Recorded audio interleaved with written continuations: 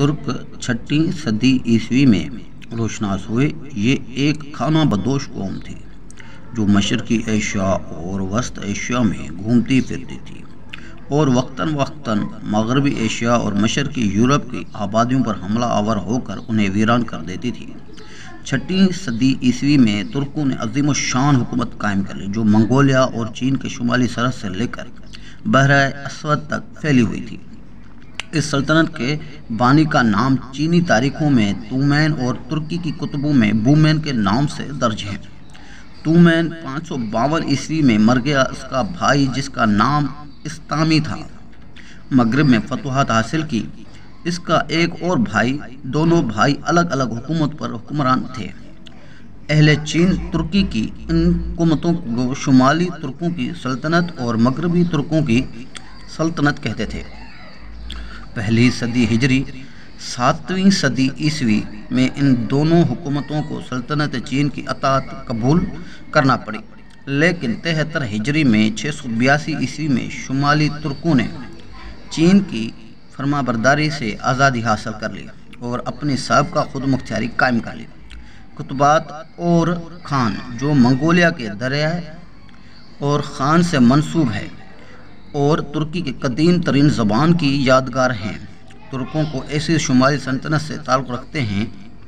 یہ سلطنت 126 ہجری تک قائم رہی۔ مغربی ترکوں میں ترک گیری نامی قبیلہ سب سے زیادہ ممتاز تھا۔ اس کے سرداروں نے پہلی ہجری 7ویں صدی عیسوی کے آخر میں خاقان کا لقب اختیار کر لیا تھا، لیکن 121 ہجری میں عربوں نے نصر بن سیار کی قیادت میں ترغین کی حکومت کا خاتمہ کر دیا۔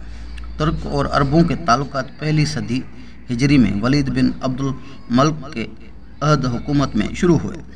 اسی عہد میں قطبیہ بن مسلم نے پقیدہ، بخارا، سمرقند، خوارزم، خیوا اور کاشغر کے ترکی علاقے فتح کر کے وہاں اسلامی سلطنت قائم کی، لیکن ان فتوحات کا اثر ترکوں کے قبول اسلام پر کم پڑا اور وہ بت پرستی کرتے رہے۔ البتہ سمرقند میں قطبیہ بن مسلم کی بت شکنی نے بت پرستی کا خاتمہ بھی کر دیا۔ جب قطبیہ بن مسلمان یہاں پہنچا تو اس کو بہت سارے بت خانے بنے نظر آئے، جن کی نسبت عام طور پر خیال کیا جاتا تھا کہ ان بتوں کے ساتھ بے ادبی کرنے والا فوراً ہی ہلاک ہو جائے گا۔ قطبیہ بن مسلم نے ان تمام بت خانوں میں آگ لگوا دی، مگر اس پر کوئی آنچ نہ آ سکی۔ یہ دیکھ کر ترک بت پرستوں نے اسلام قبول کر لیا۔ حضرت عمر بن عبدالعزیز نے اپنے مختصر دور خلافت میں 99 ہجری تا 101 ہجری میں اشاعت اسلام کی طرف خاص طور پر یہ کوشش کی کہ من جملہ اور ممالک کے انہوں نے ماروائل نہر کے ترک بادشاہوں کو بھی اسلام کی دعوت دی اور ان میں بعض نے اسلام قبول کیا۔ پھر عبداللہ ابن معمر الشکیری کو دعوت اسلام کے لیے ماروائل نہر بھیجا، جس سے وہاں کے بعض ترک قبائل مسلمان ہو گئے۔ اس کے بعد خلیفہ شام کے عہد حکومت میں ابو السیدہ کی تبلیغ سے ماروائل الشہر کے اکثر لوگوں نے کثرت سے دین اسلام قبول کیا۔ سمرقند و بخارا جو کہ ترکستان کے علاقے تھے، جزیہ خراج کے رقمیں بیت المال میں آتی تھیں۔ خراج کے سلسلے میں ترکی لونڈیاں غلام بھی بھیجی جاتی تھیں جو رفتہ رفتہ اسلام قبول کرنے لگی۔ پھر بھی خلیفہ متعم باللہ کے عہد حکومت تک ترکوں میں عام طور پر اسلام کی اشاعت نہ ہو سکی۔ سب سے پہلے خلیفہ المنصور نے ترکوں کو فوج میں بھرتی کرنا شروع کیا، لیکن خلیفہ المنصور کے عہد حکومت میں ان کی تعداد بہت قلیل رہی۔ فوج اور حکومت میں عربوں اور ویرانیوں کا اقتدار تھا۔ ہارون رشید کے دور حکومت میں عربوں اور اہل روس کے درمیان جو حریفانہ کشمکش پیدا ہوئی، اس نے خلیفہ آمین کے زوال کے ساتھ عربوں کی قوت کا بھی خاتمہ کر دیا۔ خلیفہ مامون الرشید کے دور حکومت میں، جس کی ماں ایرانی نسل تھی، ایرانیوں کا زور بہت بڑھ گیا تھا۔ اس کے بعد جب مأتم خلیفہ ہوا تو اس نے ایرانیوں کے اقدار سے ناراض ہو کر ترکوں سے مدد حاصل کرنا چاہی۔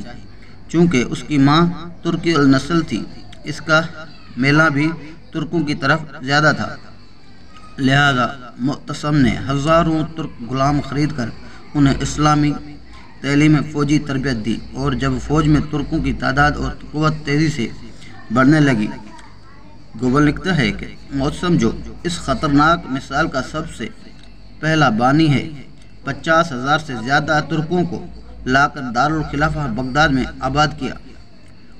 اس نے ان کے لیے طلاکار ریشمی لباس تجویز کیا اور زر میں پہنکے وردی میں شامل کیے، جس کی وجہ سے فوج میں ترکی دستے دوسری فوجوں سے ممتاز نظر آتے تھے۔ ہر روز ہزاروں کی تعداد میں تھک بغداد لائے جاتے تھے۔ ان میں کچھ محافظ شاہی دستے میں شامل کیے جاتے اور باقی فوج میں بھرتی ہو جاتے تھے۔ اپنی قابلیت میں زیادہ ممتاز ہوتے وہ فوجوں کے سپہ سالار منتخب ہو جاتے۔ جوں جوں ترکوں کی قوت فوج میں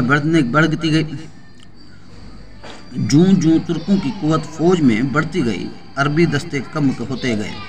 ترکوں کو چونکہ خلیفہ کے خاص سرپرستی حاصل تھی، اس وجہ سے وہ کسی کی پرواہ نہ کرتے اور بغداد کی سڑکوں پہ بے تحاشا گھوڑے دوڑاتے، جن سے اکثر عورتیں و بچے ٹکرا کر زخمی ہو جاتے اور بعض مر بھی جاتے۔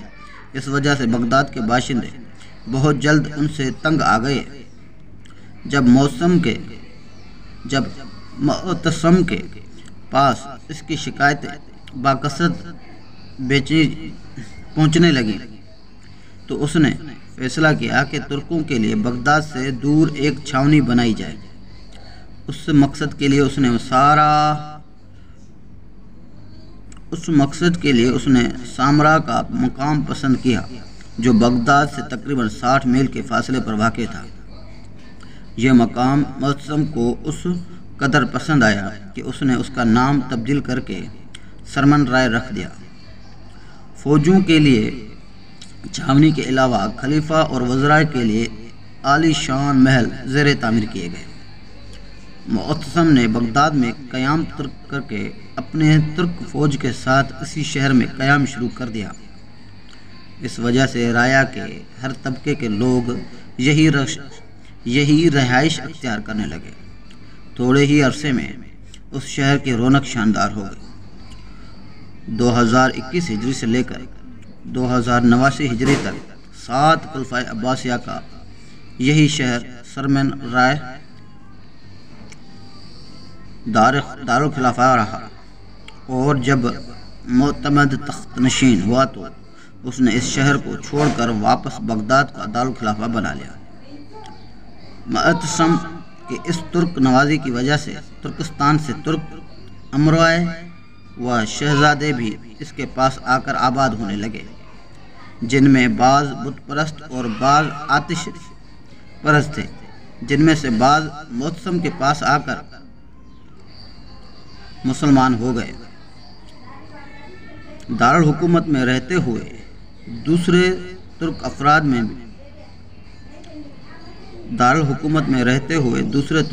میں بھی اسلام پھیلنے لگا۔ اس تعلق سے جو ترک ماوراء النہر میں آباد تھے، ان میں بھی اسلام کی اشاعت ہونے لگی۔ ترک سرداروں کے اسلام قبول کر لینے سے ان کے جرگے اور قبیلے بھی مسلمان ہوتے گئے۔ 4 صدی ہجری میں ترک بطور خاطر بکثرت اسلام میں داخل ہوئے۔ 349 ہجری میں 2 لاکھ ترک گھرانے مسلمان ہوئے۔ خلیفہ معتصم کے بعد ترکوں کا اقتدار فوج و حکومت میں اس قدر بڑھ گیا کہ نوبت یہاں تک پہنچی کہ خلیفہ بغداد کا ازل و نسب تمام تر ترکوں کے ہاتھ میں آ گیا۔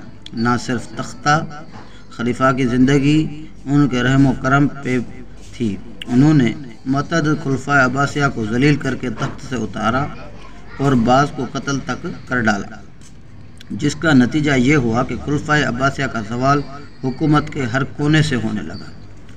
مختلف صوبوں کو مختلف صوبوں کے گورنر نے پایا تخت سے آزاد ہو کر اپنی اپنی حکومتیں قائم کر لیں، اور یوں ترکوں کے تمام قبیلے دار اسلام میں داخل ہو گئے۔